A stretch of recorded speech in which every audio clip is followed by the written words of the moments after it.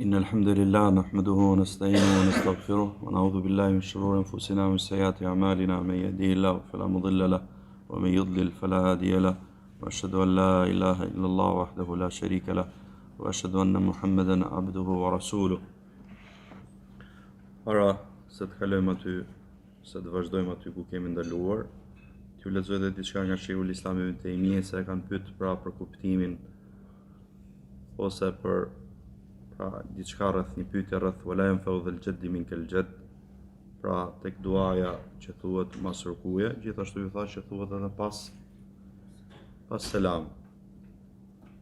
Thot Allah më shërof për Sheikhul Islam Ibn Taymija, kuptimi është se ai person që ka pasuri, që ka pozit, thot nuk i bën dobi kjo gjë atij, nuk e shpëton kjo gjë, por sa ajo që e shpëton është imani dhe vepra e mirë. Pra, sqaron i dërguari i Allahut sallallahu alaihi wasallam, se ai që në dynja ka pozit, pasuri, kjo gjë nuk e shpëton tek Allahu xhallahu ala, por se ajo që e shpëton atë prej dënimit të Allahut është besimi i tij dhe devotshmëria e tij. Pra besimin gjithmonë mani mend, do të thjesht, pra ne u them shkurtimisht, por se mësimet që kanë kalu duhet të ndihmojnë për kuptimin e kësaj. Imani si është përkufizimi i imanit të njerëzve të sunetit, besim me zemër, shprehur me gojë, me gjuhë dhe vepër me gjymtyr, shtohet me vepra të mira, paksohet me gjunafe. Takwa, do të thonë devotshmëria, zbatimi i urdhësave, largimi nga ndalesat. Pra, nuk shpëton pasuria dhe as pozita, por se shpëton imani dhe devotshmëria. Thot, por se shpëton atë nga dënimi i Allahut xhallahu ala, besimi i tij, pra imani i tij dhe devotshmëria. Pejgamberi sallallahu alaihi wasallam pra ka thënë, Allahumma la mani lima atait wala mu'ti lima mana'at wala yanfa'u dhal jaddi minkal jadd. Për këtë pra nuk e pengon pra kush atë që ti do ta japësh, dhe nuk e jep dikush atë që ti e pengon, e ndalon, këtë folëm, tani po flasim për këtë pjesë. Kjo thot ose ky hadith na sqaron dy baza të mëdha. Tauhid rububie, pra që nuk ta jep dikush diçka që Allahu ta ka penguar, ta ka ndaluar, dhe nuk ta pengon dikush diçka që Allahu xhallahu ala pra ta ka dhënë, pra mos të mbështetesh vetëm tek Allahu xhallahu ala dhe mos i kërkosh vetëm atij ose mos i lutesh vetëm atij. Së dyti tauhidi uluhia, pra që të sqarohet se çfarë bën dobi dhe çfarë nuk bën dobi. Pra, jo çdo kush që i jepet atij pasuri, dynja, pozit, kjo do i bëj dobi atij tek Allahu xhallahu ala, do ta shpëtojë prej dënimit të tij, sepse Allahu ja jep dynjan edhe atij që e do dhe atij që s'e do, kurse imani nuk ja jep vetëm atij që e do. Ka thënë Allahu i lartësuar, fa amma al-insanu idha mabtalahu rabbuhu fa akramahu wa na'amahu fa yaqulu rabbi akraman. Pra,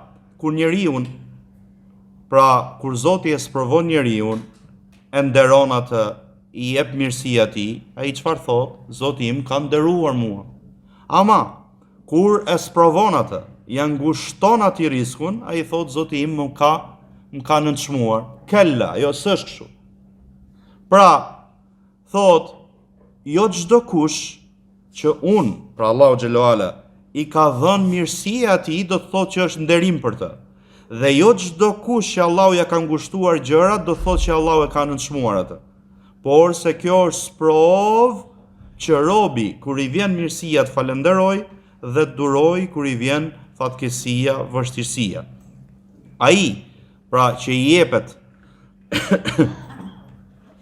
që furnizohet me falenderim dhe me durim për çdo gjë që cakton Allahu xhallahu ala, pra kjo është e mira për të. Siç kemi thonë, pra fjalën e Imam Ibnul Qayyim që e ka përmend Sheikh Muhammed Abdul Wahhab të 4 rregullat, pra lut Allahun që të bëj për atyre që kur i jep Allahu, kur të jep falenderon dhe kur sprovohesh duron. Pra, po të ndodhi kjo gjë që furnizohesh me falenderim dhe me durim në çdo gjë që Allahu xhallahu ala të ka caktuar ty, atëherë kjo është hajër për ty, siç ka ardhur hadithi sakt që Allahu xhallahu ala nuk cakton për besimtarin një caktim, vetë se është e mirë për të, dhe nuk është për dikën tjetër vetë se për besimtarin, edhe për këtë kemi folë herë tjera. Po bëni mirë ta kujtoni, nuk është për dikën tjetër vetë se besimtarin. Pse? Sepse besimtari është vazhdimi i hadithit është kur i vjen mirësia falenderon dhe kjo është e mirë për të, dhe kur i vjen pra diçka e dëmshme, diçka e keqe, diçka vështirësi, thot ai duron dhe kjo është e mirë për të. Pra kur I vjen sprova. Pse? Sepse dikush tjetër për shembull kur I vjen mirësia, ç'a bën? Çfarë ndodh me të? Bëhet arrogant. Bëhet mendje madh. I kalo kufit e Allahut xhallahu ala, ndërsa besimtari falenderon. Dikush tjetër kur I vjen sprova, kur I vjen vështirësia, kur I vjen fatkeqësia, vën duroj ç'a bën? Pra nuk duron. Mund të bëj veprime ndaluara, madje, mund të shkojnë si son dietar, mund të shkojnë deri në vet vrasje. Allahu na rrit. Pra, kjo lloj gjendje nuk është për vetë se për besimtarin, që kur vjen e mira falenderon dhe është e mirë për të, dhe kur vjen e keqja, sprova, vështirësia, pra duron dhe është e mirë për të. Pra tauhidi uluhie thot Sheikhul Islam Ibn Taymija që ta adhuroj Allahun, pra ta veçoj Allahun xhallahu ala me adhurim, mos I shoqëroj atij në adhurim askënd, ti bindet atij, ti bindet dërguarve të Allahut, pra, ti bindet dërguarve të tij dhe të bëj atë që do Allahu dhe kënaqet me të. Pra, kurse për sa I përket tauhidit rububie, hyn te kjo ajo që ka caktuar Allahu xhallahu ala, megjithse nuk mund të jetë për gjërave pra që Allahu ka urdhëruar me të, ka obliguar dhe kënaqet me të. Qartë? Edhe pastaj thotë robi është kërkohet prej tij që të adhurojë Allahun pra një të vetëm, ta veçojë me adhurim dhe të bëj të veprojë ato gjëra që Allahu xhallahu ala ka urdhëruar. Pra desha t'ju lexosha pak këtë dobi të Sheikhul Islam rreth këtij dhikri që bëhet pas rukuje dhe pas përfundimit namazit, pra të dhikri mbas namazit, mbas selamit. Pastaj pra lexojmë aty ku kemi qëndruar. Thotë Sheikhu Allahu më shëroft që ta lidhim temën, thot, pra mundohet barazoj mes qëndrimit në këmbë, pra mbas rukuje dhe rukus në zgjatje, siç e përmendëm. Për sa I përket sejdës, më pas thot Allahu Akbar dhe kjo është obligim dhe ju thash pra që shehu është nga të dietar që ka zgjedh fjalën se gjitha tekbiret përveç tekbirit fillestar janë obligim. Më pas pra thot Allahu Akbar dhe kjo është wajib, është obligim.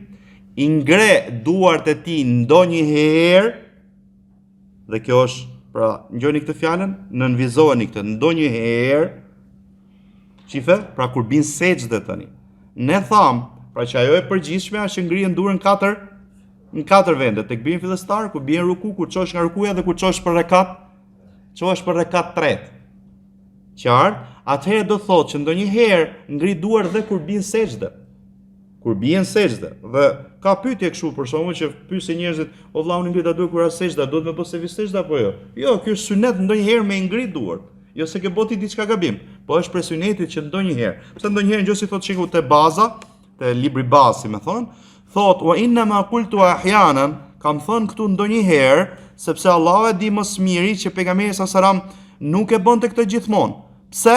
Sepse pra ne ato transmetuesët që përmendën ruku dhe kur çohesh nga rukuja, përmendën emrat e tyre. Pra, do thotë që në përgjithësi pejgamberi sallallahu alajhi wasallam ka ngrit duart këto katër vende.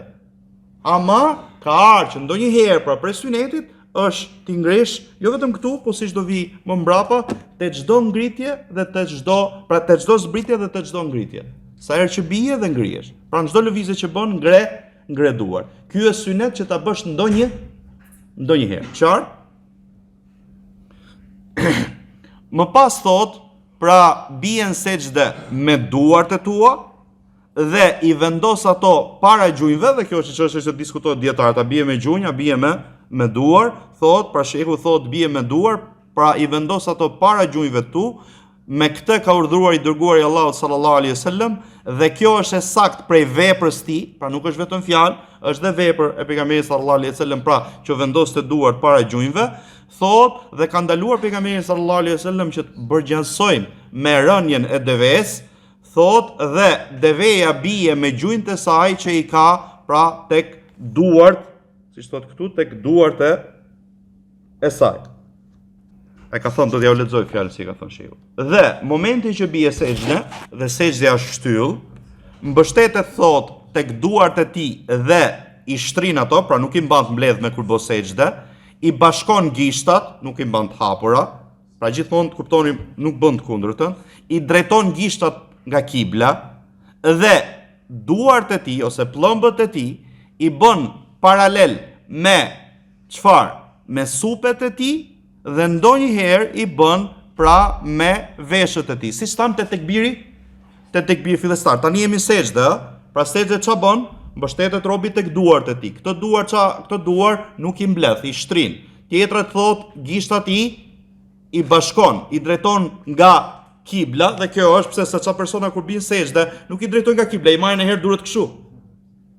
Ai keni vënë kur bien sejdë në herë, për të bërë sejdë kështu, nga zgjerohet dhe gishtat duhet rrin nga drejtim nga kibla, që ti kuptoni çdo gjë ka atë dobinë vet. Kanar presionetit dhe të kuptoni. Dhe i ngre brylet e tij nga toka, dhe kjo është obligim, dhe mos t'i shtri ato siç bën qeni, ta vendosi mirë hundën e tij dhe ballin e tij në tokë, dhe kjo është shtyll. Gjithashtu xen vend gjunjët e tij, jemi gjithmonë në pozicioni sejdës, gjithashtu dhe majat e gishtave të tij. Pra gishtat, majat e këmbëve të tij, që këtë rast janë gishtat, dhe ti vendosi pra ti ketë ngritur ato, dhe me gishtat e këmbës ti drejtojnë nga kibla. Para kësaj thotë edhe i gjitha kjo është obligim. Dhe thembrat i ketë bashkuara, pra mos ti maj thembrat hapura, jo të bashkuara. Pastaj thot, Allahu më shiroft, gjithmonë jemi te libri i përmbledhës, thot dhe e ka obligim që të jetë drejt në sejdën e tij. Pra, kjo do të thotë që të mbështetje tek u libruar mbi gjithë gjymtyrët që bëhet sejdë me to, që janë 7. Pra, balli me gjithë hundën, që janë 1, 2 duart, 2 gjunjë, pra shputat, 2 gjunjt dhe majat e këmbëve, që janë majat e gishtave.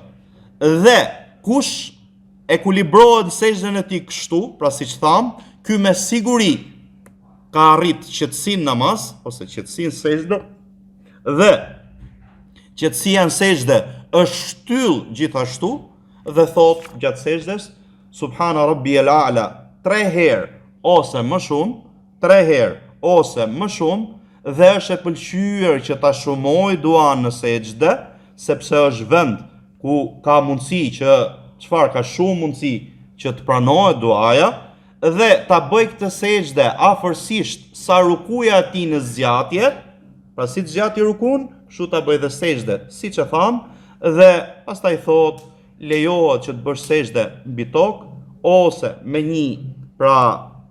një diçka që ndan mes teje dhe mes pengesë, mes teje dhe mes ballit, qoftë ajo rrob, pra jo direkt në tokë, ke rrob mes teje dhe mes tokës, rrob ose qilim, ose tapet mund themi, ose hasër e tjera me radhë. Dhe nuk lejohet që personi të lexojë Kur'an, pra kur ai është në sejdë. Pra këto ka lidhje çka ka përmend shehu këtu për sa i përket sejdës, pastaj pra çohet dhe është qëndrimi mes dy sejdëve. Kurse tek libri tjetër thot, pra Allahu më shiroft, më pas pejgamberi sallallahu alaihi wasallam jepte tekbir dhe binte sejdë, ka urdhëruar, pra këtu po përmend argumentet tani, këtu ka urdhëruar me këtë atë që nuk pra falej mirë, dhe i ka thënë atij, pra po ta shihnin çdo shtyll, ne kemi përmend pra pjesën që ka lidhje me hadithin, prandaj shehu përmend fillimin, pastaj pika derisa të vite kjo pjesë që shehu po flet, që këtë rast është sejdë. Prandaj i ka thënë atij që nuk plotësohet namazi ndonjërit prej jush derisa pika, pra thot semi Allahu liman hamida, pastaj qëndrojnë këmbë. Pra, pastaj thot kur të bie thot më pas thot Allahu Akbar. Më pas bien sejdë, pra ta bëj sejdën derisa të qetësohen ato pjesët e trupit. Gjithashtu, pra ishte i dërguar i Allahut sallallahu alaihi wasallam që kur donte të binte sejdë thoshte Allahu Akbar, i largonte duart e tij nga anët e tij, më pas pra bënte sejdë dhe shife ndonjëherë ngrinte duart e tij kur binte sejdë. Ajo që ne sqarum, pra ndonjëherë. Pra Allahu Akbar dhe bie në sejdë. Pastaj thot, bie në sejdë me duart e tij, pra ishte i dërguar i Allahut sallallahu alaihi wasallam që vendoste duart e tij pra në tokë para gjujve të tij, madje ka urdhëruar me këtë gjë, pra thonte kur të bëj sejdë ndonjëri prej jush mos tulet siç bën deveja, por se të vendosi duart e tij para gjunjëve të tij. Këtu te ngritja e durve ndonjëherë pra kur bien sejdë, shehu thot, kjo është transmetuar nga 10 prej sahabëve. Pra dhe ky transmetim, ky lloj veprimi, ky synet ti ngresh duart kur bien sejdë, thot është transmetuar nga 10 prej sahabëve dhe ka shkuar tek ligjërimi i kësaj, pra mendon që kjo gjë është e ligjëruar një grup prej selefëve, prej tyre thot Ibn Umeri, Ibn Abbasi radiallahu anhum, Hasan al-Basri, Tausi, biri i tij Abdullahi, Nafi, Maula ibn Umar, thot Salim, i biri Ibn Umerit, Qasim Muhammad, Abdullah ibn Dinar, Ata, pra prej selefëve, prej tabiinëve, ka thënë Abdurrahman ibn Mahdi, pra për imamllarëve të synetit, ky është syneti dhe ka punuar me këtë imam i synetit Ahmed ibn Hanbal dhe kjo gjithashtu është fjala e Malik dhe Shafi, pra për mëdhëbeve të dietarëve, pra që kjo është synet. Tjetër, që të vendosja e duarve para gjunjëve, këtu ka përmend pra që me këtë thot ka thënë Malik dhe gjithashtu është transmetuar dhe nga Ahmedi, pra sa transmeton Al-Marwazi tek çështjet e tij me zinxhir të saktë, pra nga Imam al-Auzai, me sa të pyetjet e tij, jo çështjet, po pyetjet që ka bë me zinxhir të saktë nga Imam al-Auzai që thonte që un kam arritur njerëzit pra që vendosnin duart e tyre para gjunjëve tyre. Pra dhe thonte pejgamberi sallallahu alaihi wasallam që duart bëjnë sejdë siç bën fytyra, kur ndonjëri prej jush pra vendos fytyrën e tij, vendosi duart e tij, pra dhe kur të ngrihet ti ngre ato. Gjithashtu, pra pejgamberi sallallahu alaihi wasallam mbështetej pra pra kur binte sejdë tek shputat e tij, tek duart e tij dhe pra i shtrinte ato, i bashkonte gishtat dhe i drejtonte nga kibla. Këtu tek puna e rënjes me duar, thot shehu, pra dije se kundërshtimi i deves në këtë rast, pra që mos ule siç ulet deveja, ndodh thot duke vendosur pra duart para gjunjëve, normal ka dietar të tjerë që thon të kundërtën, pra të vendosësh gjunjët para duarve. Thot pra dije se kundërshtimi i deves në këtë rast është vendosësh duart para gjunjëve, sepse deveja vendos gjërën e parë që vendos janë gjunjët e saj që i ka të këmbët e saj. Pra, thot Tahawi, të lexoj çka ka thonë Tahawi? Tahawi, Allahu më mëshiroft, thot këtu, thot, deveja i ka gjunjët e duart e saj. Pra çdo kafsh me çdo 4 këmbë, si më thon prej kafshëve, thot e ka këtë gjë. Pra veçantë atyre që gjunjët ku i kanë të duart. Thot kur se bita Ademit, kundërshtim gjithë e dim, thot gjunjët i kanë ku? I kanë të këmbët e tyre, që të kuptoni çfarë po thot shehu këtu. S'po zgjatëm te kjo çështje, thjesht edhe ajo te çështja e duarve se si marrin pas rukus, besoj kupton shkakun pse u zgjata, sepse dietarët pra kanë përmend që ka ndodh fitne, ka ndodh përçarje. Kjo është fjala e Sheikh Albanit, normal që unë nga kjo anoj, ama dikush për dietarëve thot të kundërtën që të vendosë gjunjët para duarve. E lëm me kaq këtë çështje. Thot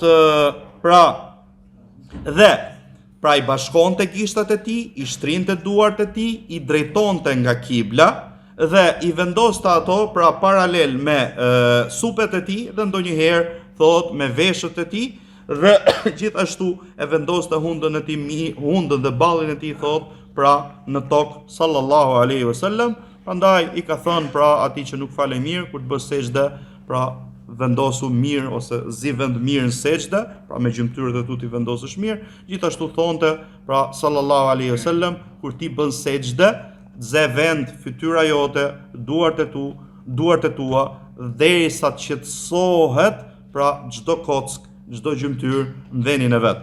Gjithashtu thonte sallallahu alaihi wasallam nuk ka namaz ai që nuk prek me hundën e tij tokën ashtu siç prek ballin. Dhe kjo është e rëndësishme, sepse ke persone që vendosin vetëm ballin, nuk e prekin pra tokën me hundën e tyre. Ti keni parasysh këto gjëra. Pra, kur të bësh sejdë, do ta vendosësh në tokë, edhe ballin tënd, edhe hundën. Gjithashtu pra pejgamberi sallallahu alaihi wasallam vendoste mirë thot gjunjët e tij dhe majat e këmbëve të tij, pra majat me gishtrinjtë e tij dhe me to drejtoheshe pra me majat e gishtrinjve, drejtonte nga kibla dhe bashkonte themrat e tij. Themrat e tij, ndërkohë që pra këmbët ishin të ngritura, ka urdhëruar me këtë.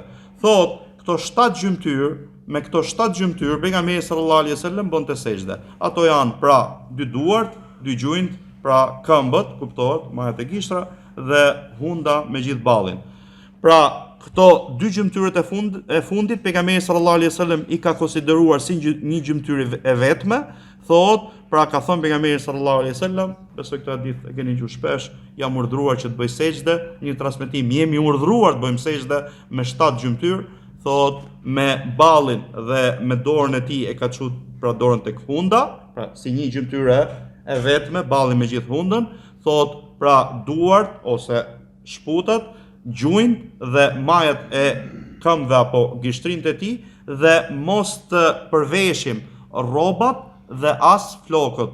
Mos përveshim, pra të mbledhim rrobat dhe as flokët. Këtu pra shehu ka përmend, pra t'i bashkojmë ato, t'i mbledhim, mos t'i lëm të lira, pra qoftë kjo tek rrobat, qoftë tek flokët, dhe kjo thot shehu, ky ndalim, pra nuk është i veçantë vetëm për namaz.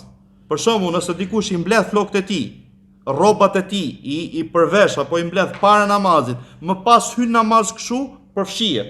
Pra nuk është ndalimi vetëm që këtë ti gjë ta bësh gjatë namazit. Jo, po e bëra para namazit dhe u futen namaz kështu, përfshihet thot shehu, pra ai që i ka flokët e gjata, duhet i lej ashtu të lira, jo ti mbledhi, edhe rrobat ti lesh siç janë, jo ti përveshësh dhe ti mbledhësh.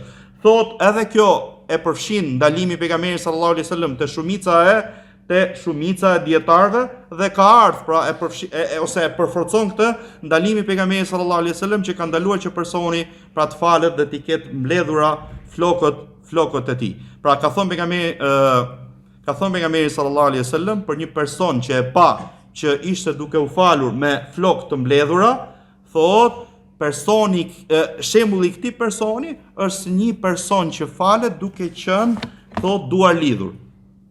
Pra shembulli i këtij personi që falet me flokë të mbledhura të lidhura është si shembulli i personit që falet duke i pas duart e lidhura.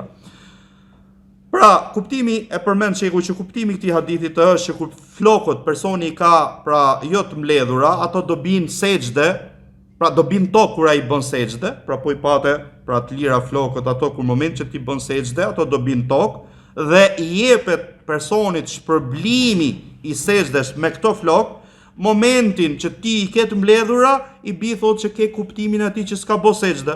Pra e ka shëmbëlluar pejgamberi sallallahu alajhi wasallam me atë që i ka durët e lidhura. Me durët e lidhura ti nuk bën dot, nuk bie në sejdë. Edhe këtu ka përmend një dobi, me sa duke thot se ky gjykim është i veçantë për burrat dhe jo gratë, siç e ka përmendur Shaukani nga Ibn Arabiu, Allahu i mëshiroft.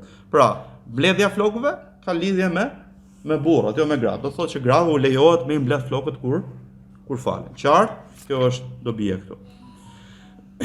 Dhe pejgamberi sallallahu alaihi wasallam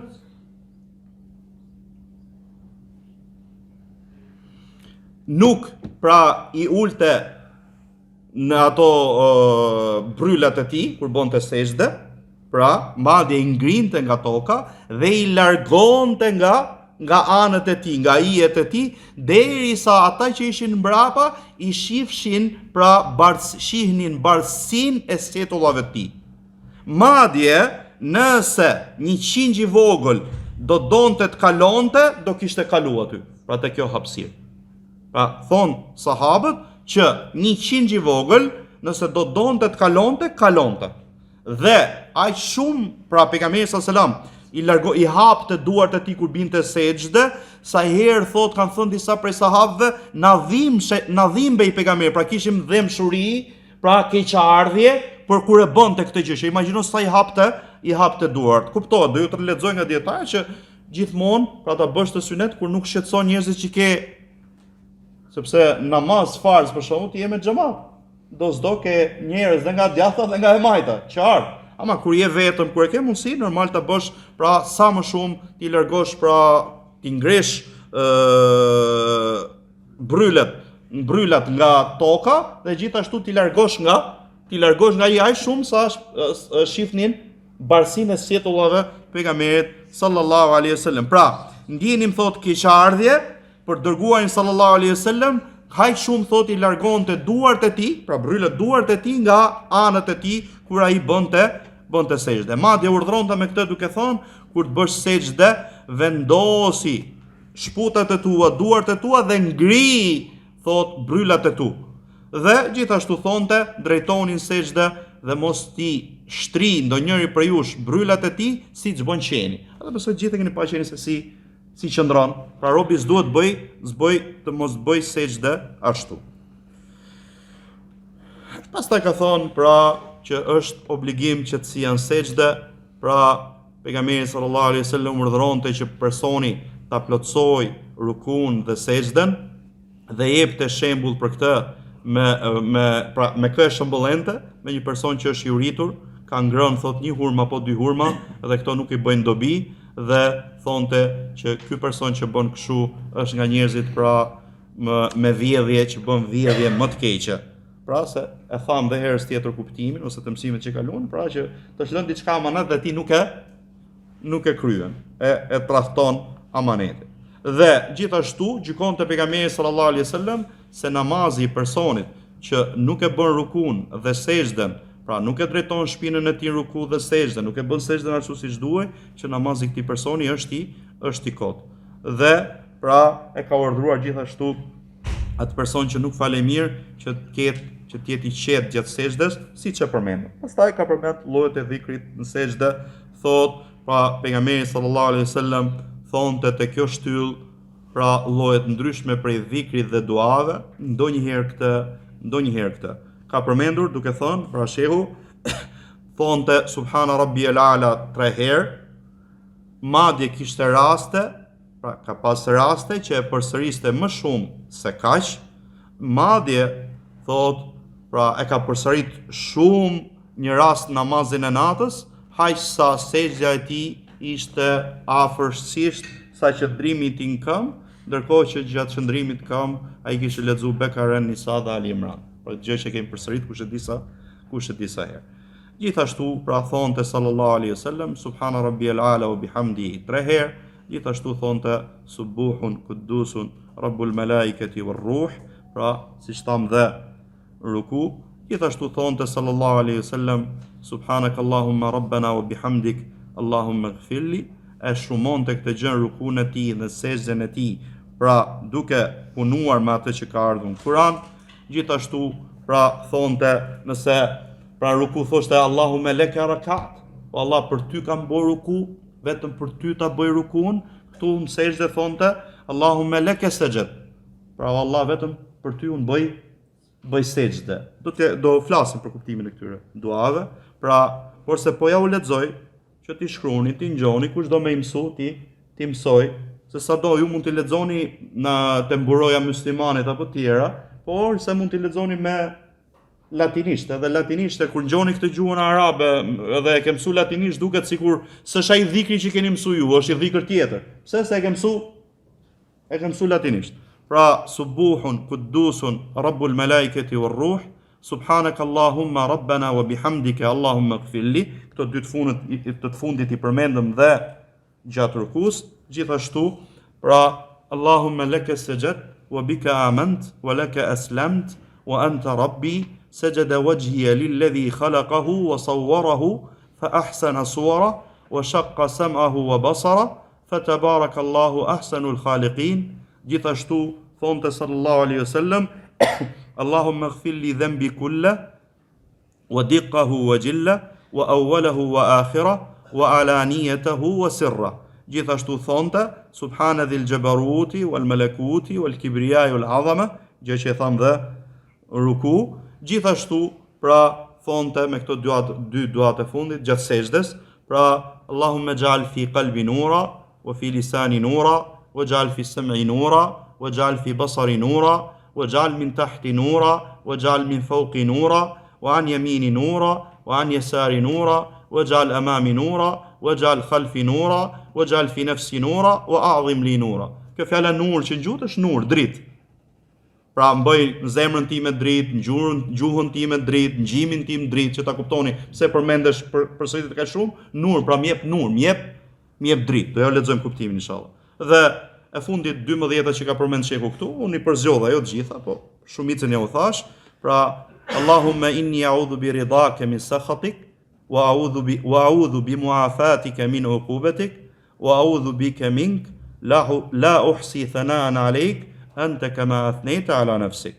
Pastaj thot shehu, pra mbas tyre duave, normal do qëndrojmë, do t'ju lexoj diçka prej kuptimit të tyre duave, thot dhe ndalonte që personi të lexoj Kur'an në ruku dhe sejdë. Pra në ruku dhe sejdë nuk lexohet Kur'an. Pra siç tham hadithin, amma ruku fa adhimu fi rabb. Për sa i përket rukus, madhroni të Zotin. Kurse në sejdë, shumoni prej duas se ju ka hije që t'ju pranohet duaja në sejdë. Pra, sepse thonte që vendi që robi është më afër Zotit të tij është kur ai është në sejdë, prandaj shumojeni duan, pra kur të jeni në sejdë, pra pejgamberi sallallahu alajhi wasallam urdhëronte dhe nxiste që të përpiqemi dhe ta shumojmë duan në këtë shtyllë, pra që është sejdja, siç përmendëm, pra gjatë rukus. Ju lexojmë diçka pra për sa i përket urtësisë së sejdës. Siç tham për rukun, pra për rukun çfarë tham?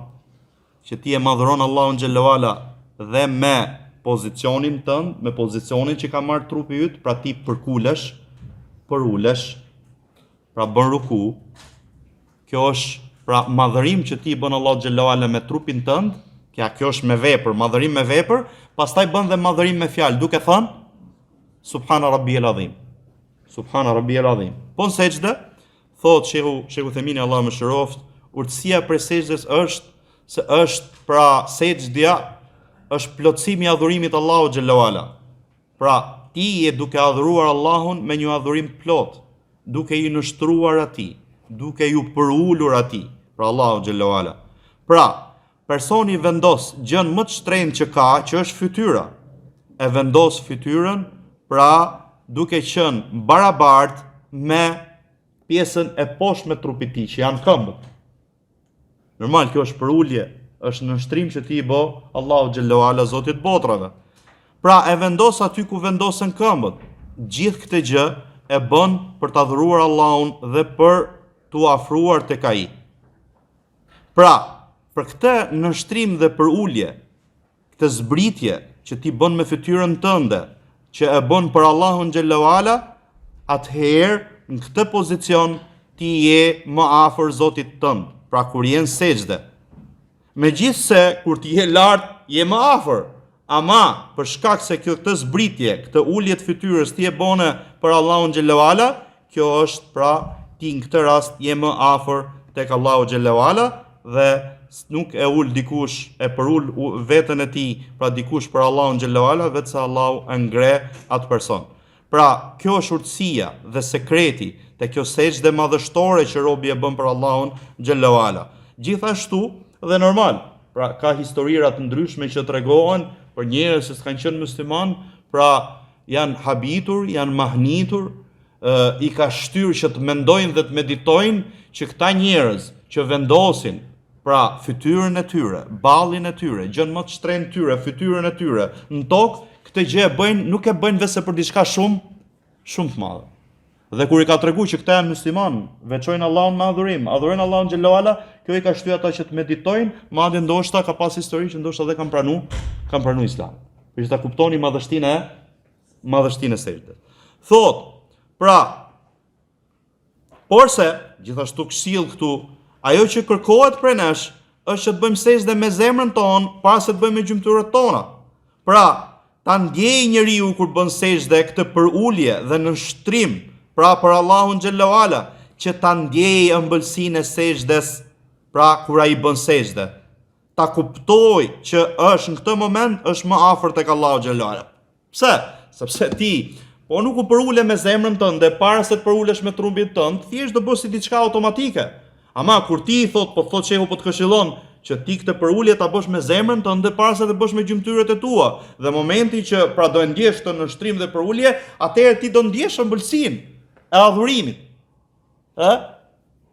Do ndjesh ëmbëlsinë e adhurimit, e sejdës në këtë rast. Dhe shumë njerëz nga ata që merren me sipërfaqen ose me atë dukshmën janë shkujdesur ka shiksaj. Pra që duan t'i zbukurojnë bindjet në aparencën e tyre dhe normal që lavdërohen për këtë gjë, por se s'ka dyshim se ne, si që jemi urdhruar që t'i zbukurojmë bindjet me aparencën, gjithashtu, pra duke pasu pejgamberin sallallahu alaihi wasallam, pra të bëjmë veprat siç ka ardhur për pejgamberin sallallahu alaihi wasallam, dhe namaz ka ardhur faluni siç keni pa mund të falem, por s'është diçka tjetër që shumë njerëz janë gafila, janë shkujdesur, që është pra që të plotësojmë anën e brendshme. Pra, që të bëj ruku zemra para se të bëj ruku trupi. Të bëj sejdë zemra para se të bëj sejdë trupi. Pra ta ndjesh me zemër. Thot, pra normal, ata mund të ketë tjerë që merren me këtë anë të brendshme, po harrojnë çfarë anën e jashtme. Thot, po e rëndësishme është që ti të përqendrohesh me zemër, s'ka rëndësi se si e bën ruku. Jo. Ne duhet çfarë të kujdesim për të dyja. Pra, kujdesemi që të bëj, si thot shehu, të bëj ruku zemra para se të bëj ruku trupi, të bëj sejdë zemra para se të bëj sejdë trupi, pra kjo është janë e rëndësishme, po gjithashtu nuk duhet mjaftohemi me këtë edhe ta bëjmë rukun e sejdën si të vi për marr. Jo. Do ngjojmë si ka për sunetit dhe do ta bëjmë. Pra, ti bëjmë ti veprojmë të dyja. Jo të merrem me njërin dhe të lëm tjetrën. Prandaj, qenit i plot është i plotsojmë të dyja, pra jo të marrim njërin dhe të lëm tjetrën. Thot, ngjëni, pasha Allahun, unë them dhe marr si dëshmitar Allahun xhallahu ala, se nëse ne do ta kryejmë namazin ashtu siç duhet, pra siç ka ardhur, ne, pra sa herë që do dilnim nga namazi, do dilnim, thot, me një iman të ri dhe të fuqishëm. Pra do na shtojë iman. Dhe ka përmend ajetin dhe ne për këtë ajet inshallah do flasim te mësimi i fundit. Pra e ka përmend shehu ajetin në fundin e librit, pra te përmbledhja thot, sepse Allahu i lartësuar thot: "Utlu ma uhiya ilayka min al-kitab wa aqimis salah, inna salata tanha 'anil fahsha'i wal munkar." Ankebut 45. Pra, lexo atë që të shpallur pra ty prej librit Allahu xhallahu ala dhe krye ashtu siç duhet namazin, sepse me të vërtet namazi ndalon nga gjunafet dhe veprat e ndryshme. Pra namazi po u krye ashtu siç duhet, ndalon nga gjunafet, nga veprat e këqija. Do të thotë që në momentin do flasim inshallah fjalët e dietarëve për ajetin, do të thotë që ti pra po u fale dhe kur ti falesh vazhdon gjunafe, kundërshtime, do të thotë që namazi yt nuk është ashtu siç duhet, ashtu siç është kërkuar që ti ta kryesh namazin. Por se thot bën dua, lutim Allahun xhallahu ala thot që të na fali, të na fusin mëshirën dhe faljen e tij, sepse thot ne hym thot, pra ose po na dha Allahu sukses, pra të hym me i zemër dhe dalim me i zemër tjetër, ama nëse hym me i zemër me kuptimin tjetër, hym pra me i zemër me iman më të fortë, më të fuqishëm, ama nëse dalim një gjendje jo ashtu siç duhet, atëherë thot pse? Sepse ne nuk veprojmë ashtu siç duhet, pra ajo që ka ardhur përqendrimi, të jetë zemra prezente, të jetë mendja prezente dhe të ndjejmë këto veprime që bëjmë, pra nga qëndrimi këmbë, kalojmë ruku, kalojmë sejdë, pra këto kopshe të ndryshme me vepra të ndryshme, fjalë pra që përfshin oje duke lexuar fjalën e Allahut, Kur'anin, oje duke përmendur atë, duke madhëruar atë, duke thënë Allahu Akbar, duke ju lutur Allahut, duke lavdëruar Allahun, duke e cilësuar Allahun me cilësitë më të plota, siç është tahiyatu lillahi was salawat.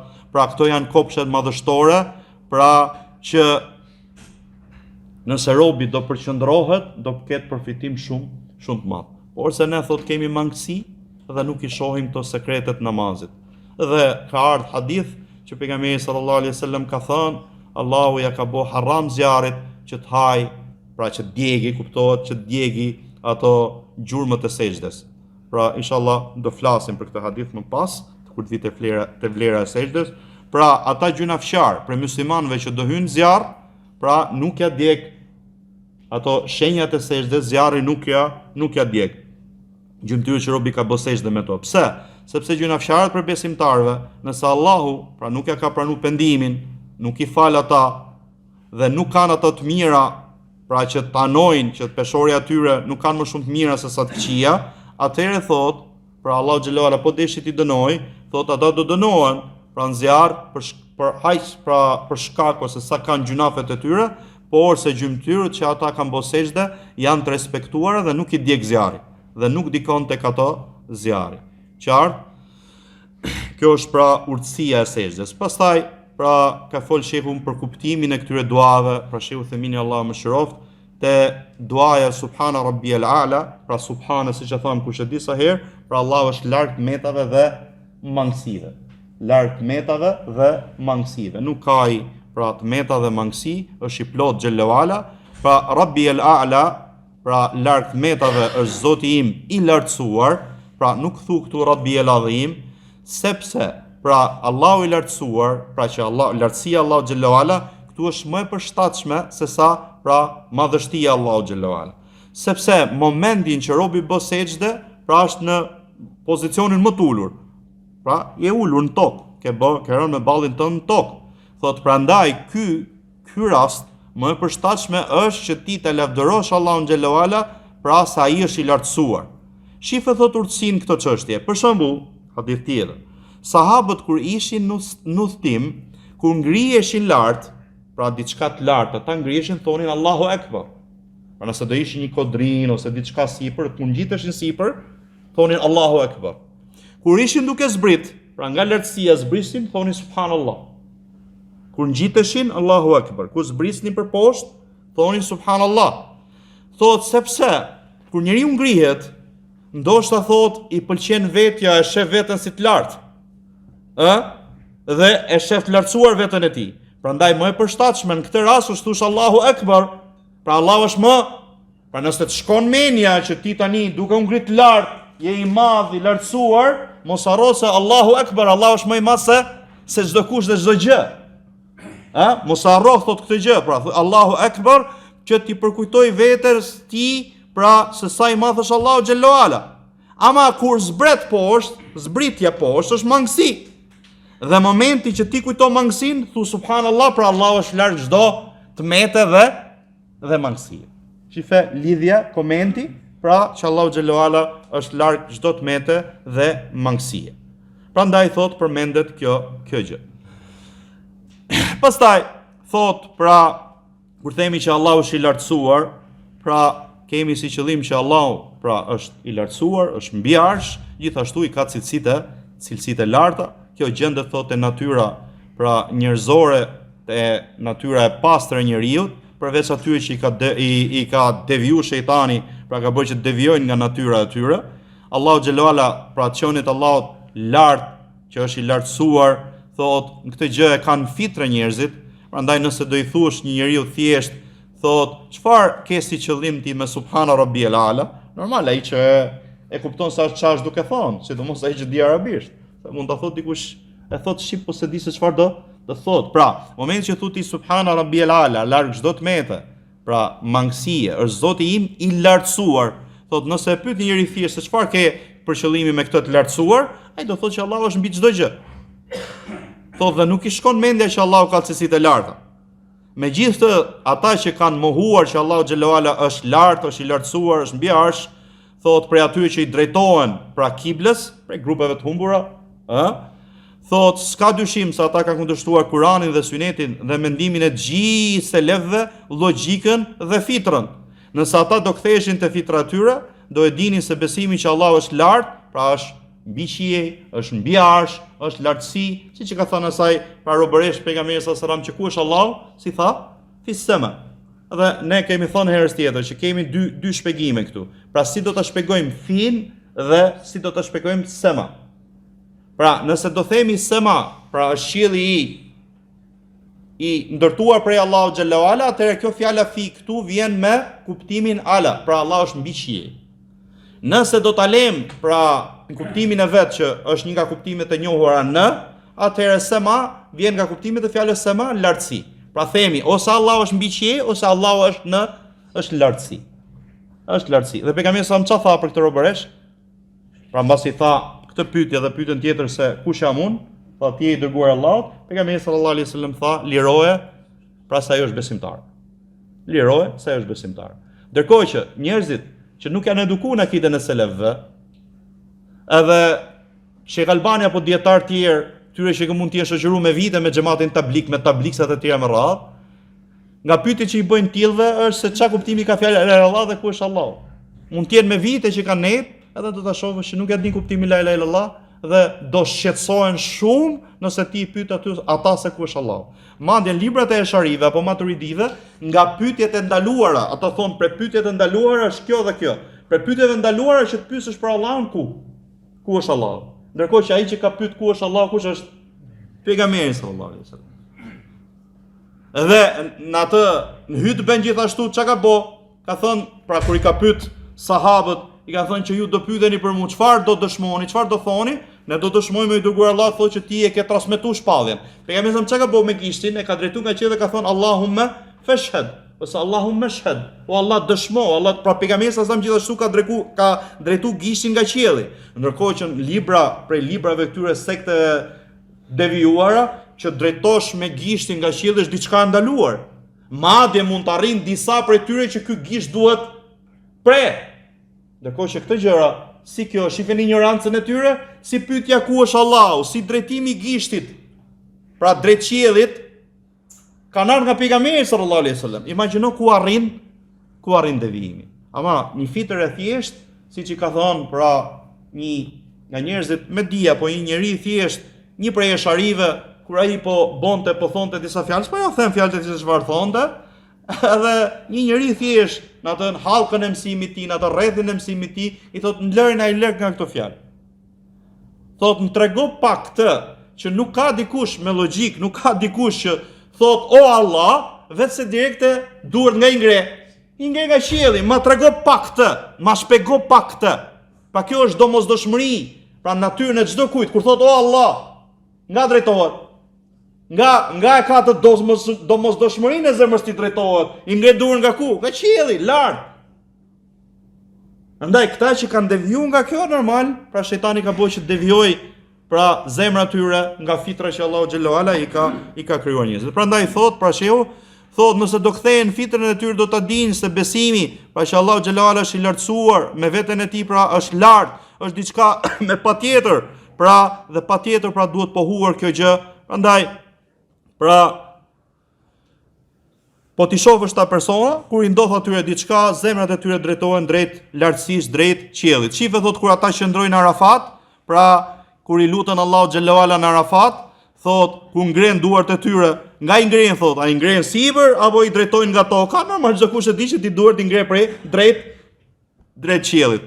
Pra, dhe është për tu habitur pra se ata i ngren duart e tyre drejt qiellit, ndërkohë që pretendojnë se Allahu xhallahu ala është në tokë, apo thonë Allahu është gjitha ne, Allahu na rujt. E rëndësishme thot është që ndjejmë me zemrën tonë kur themi subhana rabbiyal ala, se Allahu xhallahu ala është i lartësuar me veten e tij, është i lartësuar në cilësitë e tij, ai është pra i lartësuar mbi çdo gjë.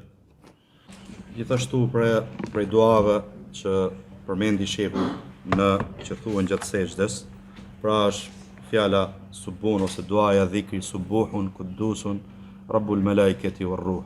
Ne folëm për kuptimin e saj, pra kur u përmend te dhikri rukus, por se tani po ju them një fjalë shkurt, një koment shkurt shehu Theminit kur ka Allahu mëshiroft, kur ka komentuar Muslimin, thot pra subuhun, do të thotë që ti o Allah je larg nga çdo emet dhe mangësi, pra qudusun je i pastër, pra kuptohet nga çdo emet, çdo mangësi, rabbul malaikati war ruh, pra Zoti i melajkeve dhe ruhu këtu është Xhibrili, pra është Xhibrili. Thjesht kaq e ka komentu shehu. Tjetër, pra subhanakallahumma rabbana wa bihamdika allahumma ighfirli. Pra wa bihamdik, për shkakun, pra unë kam bërë tesbih ty o Allah, për shkakun që ti je i lavdëruar. Pra, ose po të bëj tesbih ty, gjithmonë tesbih tani besoj keni të qartë çfarë do thotë tesbih. Tesbih, pra subhanallah. Pra, po të bëj tesbih ty, shoqëruar me hamd, pra me falënderim, me lavdërim. Pra ti ke bashkuar në këtë rast mes që Allahu xhallahu ala është larg mangësive, të metave dhe ai është i plot, pra në emrat veten e tij, në emrat cilësitë e tij, sepse hamdi do të thotë ta cilësosh të lavdëruarin Mahmud Allahu xhallahu ala me, pra në këtë rast me emrat dhe cilësitë e plota. Pra këtu janë bashkangjitura bashkë tesbihu me hamdin. Pra Allahu xhallahu ala lavdërohet për cilësitë e plota që ai ka, kur i bashkojmë pra këto të dyja, atëherë pra Allahu xhallahu ala i ka emrat dhe cilësitë e plota dhe ai është i plot xhallahu ala, sepse pra nuk plotësohet ose diçka është e plot kur ka nefi dhe ithbat, ka pohim dhe mohim.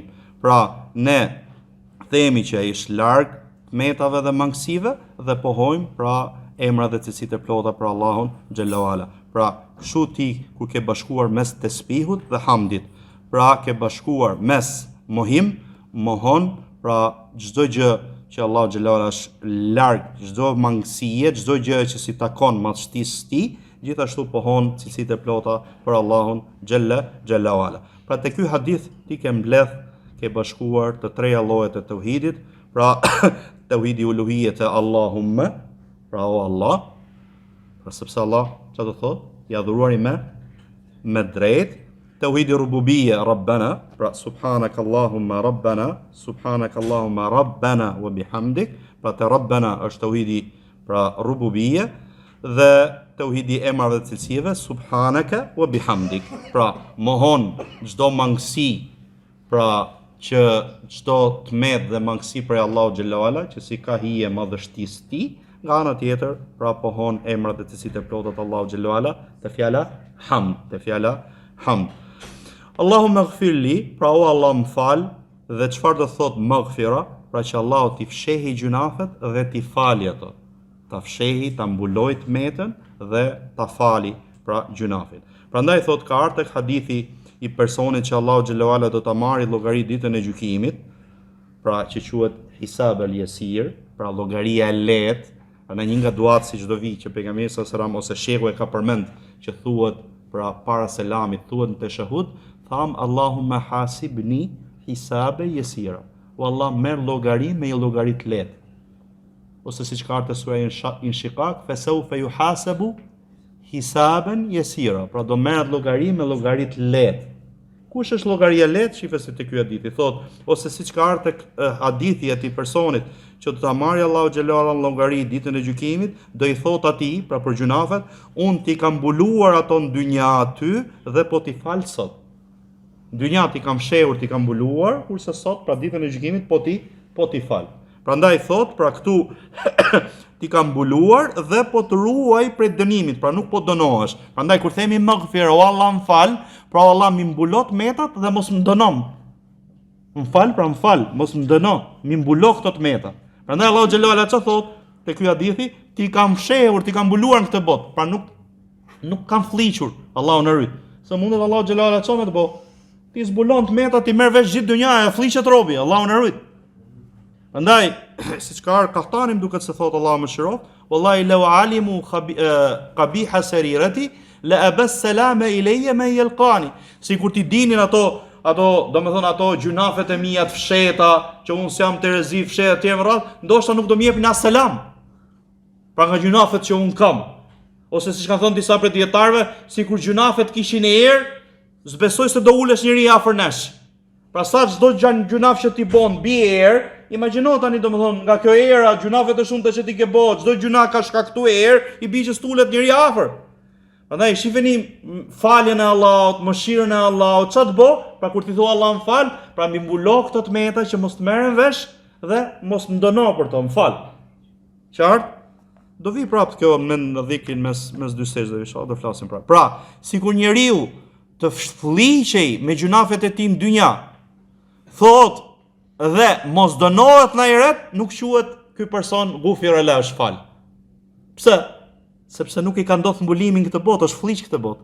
Pra, që ndodhi ghufira lahu ose o Allah më fal dhe Allahu të ka fal, duhet të jenë të dyja. Pra mos fliqesh, ti mbuloj Allah në këtë botë dhe mos dënoj në ahiret. Pra thot shehu, nëse ti fliqesh për gjunafet që ke bën këtë botë, megjithëse nuk dënohesh në ahiret, nuk thuhet për ty që të janë fal gjunafet, sepse ti je dënu. Ama gjithashtu, nëse të mbulohen në dynja, por se dënohesh në ahiret, prap nuk thuhet që ti ghufira lahu je fal. Duhet mblidhen të mblidhen të dyja. Në moment që mblidhen të dyja, thuhet që personit ju është fal, pra sepse këtë rast ti je dënu. Qartë? Tjetër, pra Allahumma laka sajadtu wa bika amantu wa laka aslamtu, thot Allahumma laka sajadtu, pra o Allah unë ty për ty po bëj sejdë. ty po të bëj sejdë. Pra nuk po I bëj dikujt tjetër.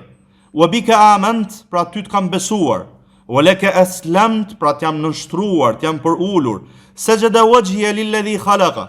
Pra fytyra ime I është për ulur, I është nënshtruar, I ka bërë sejdë atij që e ka krijuar. Pra po I bë sejdë kjo fytyrë, po I bë sejdë atij që e ka krijuar, që është kush është? E qartë, Allahu xhallahu ala. Pra fytyra ime po për ulet, po nënshtrohet atij që e ka krijuar. Pra krijoi ti nuk ekzistoshe dhe Allahu të krijoi dhe dha mirësi. Wa sawwarahu, pra dha pamjen, këtë pamje, përveç se të krijoi të dha këtë pamje të përcaktuar që ti ke. Pra, pamjen që ti ke. Pra wa sawwarahu, pra e krijoi I dha këtë pamje të veçantë, siç ka dash Allahu xhallahu ala. Thot ka përmend pra te komenti El Khaliq, El Bari, pra për emrave të Allahu xhallahu ala, pra Allahu është ai që kur I thot diçkaje ose kur do diçka I thot asaj bëu dhe ajo bëhet në formën, në përshkrimin, në cilësitë që ai në pamjen që Allahu xhallahu ala ka dashur të jetë. Që Allahu xhallahu ala ka dashur të jetë. Wa shaqqa sam'ahu wa basara. Pra Allahu ka krijuar, pra te kjo fytyrë, pra këtë pamje që ti ke marr, gjithashtu ka kriju dëgjimin dhe shikimin. Pra wa shaqqa sam'ahu wa basara, që të ka krijuar pra dëgjimin dhe shikimin. Tabarakallah, pra Allahu xhallahu ala, sa dietar thon prej Allahut vjen bereqeti ose taqaddasa wa tanazza, do thotë që Allahu është gjithashtu larg mallësive dhe të meta, ahsanul khaliqin, krijuesi më I mirë. Pra fjala khaliq këtu ka kuptimin el musawwir, ai që jep pamje, ai që të ka përcaktuar, të ka dhënë përcaktim. Pra sepse Allahu xhallahu ala është krijuesi I vërtet, pra I veçuar që ai të krijon. Pra ti nuk ekzistoshe, ai të krijoi dhe të jep mirësi. Kurse krijesat e tjera, jo krijesat e tjera. Pra ky është krijuesi. Krijesat ç'a ndodh me krijesat? Mundet çfarë t'japin formë, bëjnë një vepër e formsojnë. Por sa ajo është e mangët, ç'a boti? Diçka që Allahu e ka kriju ti e formson. Hekurin I jep formë, drurit I jep formë, baltës I jep formë, ama ai që e krijon shpirtin, fut shpirtin te kjo krijesë. Kush është? Është Allahu xhallahu ala. Pra ai që ka kriju drurin, ka kriju hekurin, ka kriju baltën, është Allahu. Ti thje ç'a bone? E formsove I dhe formë. Nuk është se krijove nga asgjëja. Qartë, ky është krije. Prandaj edhe Isa alayhi salatu wassalam, pra ç'a bonte I jepte formë zogut, dhe ai boshe zog, pra jetonte me lejen e Allahut. Pra ç'a I bonte I jepte formën. Ama ai që krijon nga asgjëja, kush është? Allahu xhallahu ala. Pra rob çife e marrin drurin, I japin formë, e marrin hekurin, ama kush e ka krijuar drurin? Hekurin, baltën që ti mund të bosh tjera me radhë. Prandaj shife, pra kur the krijuesi më I mirë këtu, pra ai që formsuesi, ai përcaktuesi, pra ai krijuesi I vërtet, që është I veçuar, është I vetëm, pra që krijon, të jep mirësi, kurse tjerët, pra krijesat kuptohet këtu, pra mund të bëjnë japin pamje diçkaje, por se nuk është realiteti I krijimit. Megjithse Allahu ka krijuar pra çdo vepër dhe veprusin e saj. Pra këtu ahsanul khaliqin, po ja lexojnë ti keni parasysh se ç'a kuptimi ka. Se mund t'ju vinë ju, Allahu ju rujt. Ju këshilloj që mos ngatroheni. Po mund t'ju vinë nasarat, krishterët, marrin tilla ajete ose tilla dhe ju fusin dyshime. Unë s'po ja drekoj se ju fusin dyshimet, po mundoni të kuptoni kuptimin se ç'a po ju them këtu. Se ç'a kuptimi do thotë kjo, qartë? Allahu ju rujt nga dyshimet e krishterëve të gjithë. Pra këtu ahsanul khaliqin, pra atqanus saniin. Allahu xhallahu ala, pra që e bën atë veprën formën më të plot, pra krijesën formën më të plot. Pra nëse ti ja u thash, krijesa bën vetëm thjesht shndrimin nga një trajt tjetër, po jo se krijoi diçka, I jep formë.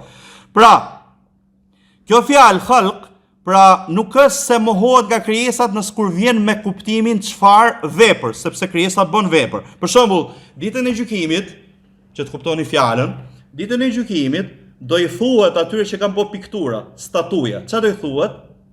Ahyu ma khalaqtum. Jepini shpirt kësaj që keni kriju. Nuk është se ti krijove diçka nga asgjëja, ama I dhe formë, kësaj statuje, nga dënimi që do I bëhet këtyre piktorëve që kanë bërë pra piktura, statuja, do I thuhet ditën e gjykimit, ahyu ma khalaqtum. Ngjalleni tani këtë që keni kriju, këtë që keni bërë, që keni formsuar dhe I keni dhënë. Ka mundësi ta bëj? S'ka mundsi. Ky është dënimi për atë. Pra i paftë, i pamundur. Këtë mbra, krijesa mund t'i japi formë, ama nuk çfarë ta bëj që gjëja të ekzistojë, pra ta krijoj diçka nga asgjëja. Këtë e bën vetëm kush? Vetëm Allah, vetëm krijuesi. Prandaj pra mund të përdoret fjala khalaqa pra me kuptimin për krijesat, me kuptimin që bën diçka. Por se që krijon diçka nga asgjëja, krijesa s'ka mundsi këtë, e ka vetëm Allah. Ta keni parasysh sepse shpërmendte kjo dhe ju thash ta keni parasysh pra për këtë gjë se mundet ju fusin dyshime. Ju lutut Allah, por se keni kujdes. Pra kjo fjalë khalq këtu përdoret thot për dikën tjetër përveç Allahut, por se me kuptimin jo krijim nga asgjëja, por se vepër. Pra formësim, vepër, përcaktim diçkaje. Dhe ka përmendur ajetin e surës Mu'minun, si ka ardhur këtu, fa tabarakallahu ahsanul khaliqin. Qartë? Pra për duave që tham sejdë gjithashtu është pra Allahu maghfir li dhanbi kulla. Pra Allah mi fal mua gjitha gjunafet. Pra diqqahu wa jillahu. Qofshin këto gjunafet të pakta, qofshin të shumta. Pra mi fal gjitha, si të pakta, si të shumta. Wa awwalahu wa akhira. Qofshin ato që i kanë bëu pra më përpara, herët, ato që kanë bëu tani, kohëve të fundit. Ato që i kanë bëu haptas, ato që i kanë bëu fshehtas.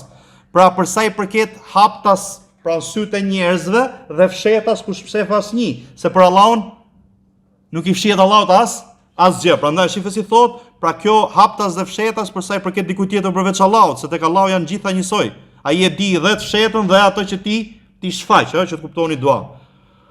Gjithashtu thot, siç ka ardhur edhe këtu është një nga duat e tjera, Allahu maghfir li ma asrartu wa ma alantu. O Allah më fal edhe ato që kam shfaq dhe ato që kam fsheh, që kam bëu fshehtas nga sytë e njerëzve ku njerëzit nuk kanë pa. Thot Sheikhu Themini Allah më shëroft te ky hadith gjithashtu ka pra ta bësh duan me detaje, sepse mund thush për shembull Allah më fal. Jo, këtu fillove duke bërë çfarë detaje. Diqqahu wa jillahu. Pra ato të shumtat, ato të paktat. Wa awwalahu wa akhirahu. Ato që kanë bëu hershëm fillim përpara dhe ato që kanë bëu së fundmi. Wa alaniyatahu wa sirruhu. Ato që kanë bëu haptas, mi kanë pa tjerë dhe ato që i kanë bëu fshehtas. Këtë të fundit e kuptuan tani që për Allahun xhelalu ala janë gjitha, ama domethënë për sa i përket syrit njerëzve. Qartë, çfarë do thotë, çfarë është që ti po bën detaje tani, po tu detaje. Nuk u mjaftove vetëm në fjalë o Allah më fal. Fillove duke përmend dua detaje. Pra, te ky hadith ka zgjerimin dua. Thot, dhe zgjerimin dua ka dy fajde, thot shehu, ka dy dobi, shehu Themini. E para, se njeriu kur i thot këto gjëra, filloni ka prezente, i kanë mendjen e tij, thot këtë gjendje që ka bëj gjunafin. Pra i thu, o Allah më fal ato, dhe fillon robi i kujtohen. Ai kujtohen çka ka bëu përpara, çka ka bëu së fundmi, Allahu na fal gjithë dhe na përmirësoft. Dhe e dyta, që ti je duke shumuar të folurin tënd me Allahun xhallahu ala, je duke zgjatur këtë gjë. Sepse normal besimtari do Allahun xhallahu ala apo jo? Madje duhet ta doj më shumë se vetja, se çdo kush tjetër. Pra tjetër te personi, Allahu xhallahu ala më i dashur se çdo, ose si ka ardhur hadith, Allahu dhe i dërguari më i dashur se çdo kush. Tani po flasim për Allahun sepse adhurimi drejtohet vetëm Allahut, nuk i drejtohet as pejgamberit as kujt tjetër. Pra, momenti që ti këtë të folur, nuk ka dyshim se personi kur pra me dikën që e do, me dikën që e do, pra po flasim për krijesat, me dikën që ti e do, ke qef që çfarë? Flasësh sa më shumë, bisedosh sa më shumë, po Allahu xhallahu ala që duhet ta dush më shumë se çdo kënd, edhe se vetja jote, atëherë thot s'ka dyshim se i dashuri me atë që do, thot çfarë do që ta zgjasësh sa më shumë të folurin me të. Prandaj e shef dikën që e do tjetrin, që ndron me orë tëra, duke folur, duke biseduar dhe nuk mërzitet. Nuk mërzitet. Gjithmonë mendojeni tani me krijuesin, me Allahun, pra atë që meriton të adhurohet me drejt, pra dhe Zotin e botrave. Gjithashtu, pra ta themi dhe komentin e fundit për këtë,